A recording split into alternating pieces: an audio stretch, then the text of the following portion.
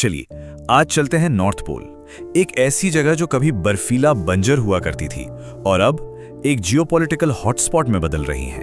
तो चलिए सबसे पहले ये समझते हैं कि आर्कटिक का माहौल असल में है कितना बेरहम और जानलेवा।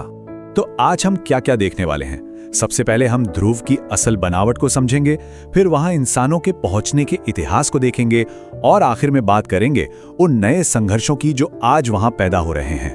अच्छा, तो चलिए शुरू करते हैं। आखिर क्या बात है नॉर्थ पोल में जो इसे इतना अलग और इतना खतरनाक बनाती है? देखिए, सबसे बड़ा और सबसे जरूरी फर्क ये है कि नॉर्थ पोल के नीचे कोई जमीन ही नहीं है।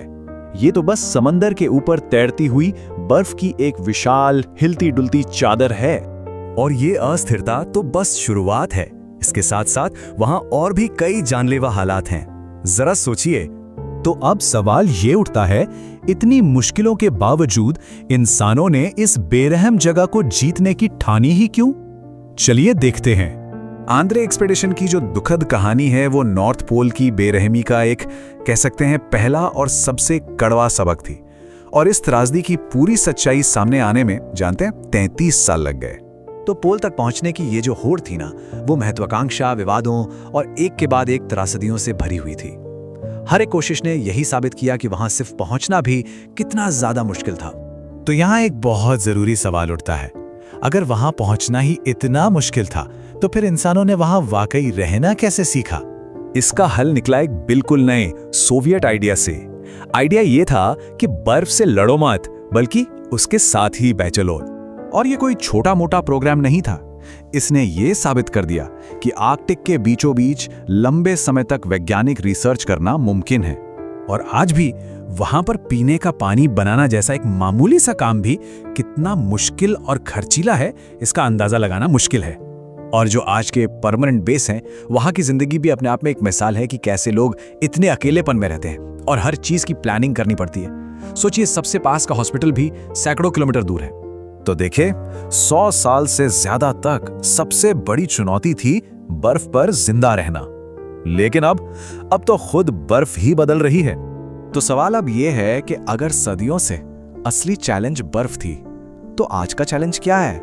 और इसका जवाब पूरी कहानी का रुख ही मोड़ देता है।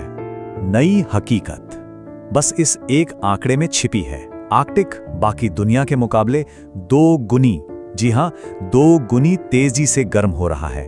मतलब जो जगह कभी बर्फ की एक परमानेंट, ना टूटने वाली दीवार हुआ करती थी, वो अब धीरे धीरे एक मौसमी खुले समंदर में बदल रही है। और इसके बहुत गहरे नतीजे होंगे। और माहौल में आए इसी बदलाव की वजह से अब एक नई और जबरदस्त जियोपॉलिटिकल रेस शुरू हो गई है। असल में इस पिघलती बर्फ के नीचे तेल, गैस और कीमती खनिजों का एक बहुत बड़ा खजाना छिपा है। और इसी खजाने के लिए सारे देश अब होड़ में लगे हैं। और इस नई दौड़ में जो बड़े खिलाड़ी हैं, वो इन मौकों पर कब्जा करने के लिए पूरी तरह से तैयार हो रहे हैं। और ये रेस सिर्फ कागजों पर नहीं है। असल में देश अपने अपने दावे ठोकने के लिए बड़े सिंबॉलिक कदम उठा रहे हैं। जैसे 2007 में एक रशियन सबमरीन ने नॉर्थ पोल के ठीक नीचे समंदर की जमीन पर अपना झंडा गाड़ दिया था। और एक बात समझनी बहुत जरूरी है कि ये जो इकोनॉमिक होड़ है ना, इसके पीछे मिलिट्री ताकत भी बढ़ रही है। देश अपने फायदे बचाने के लिए वहां मिलिट्री बेस बना रहे हैं, अपनी मौजूदगी बढ़ा रहे हैं। तो देखिए, कहानी कहां से शुरू हुई थी और कहां आ गई। जो इंसानी मौजूदगी वहां खोजबीन के लिए शुरू हुई थी, वो आज दुनिया के भविष्य को लेकर हो रहे एक बड़े टकराव के बीच में फंस गई है। तो आखिर में ये एक बहुत बड़ा और जरूरी सवाल हमारे सामने है। जैसे जैसे ये बर्फ पिघलेगी, क्या आर्कटिक देशों के बीच सहयोग की एक नई मिसाल बनेगा, या फिर ये 21वीं सदी का पहला ऐसा युद्ध क्षेत्र होगा जहां लड़ाई सिर्फ संसाधनों के लिए होगी?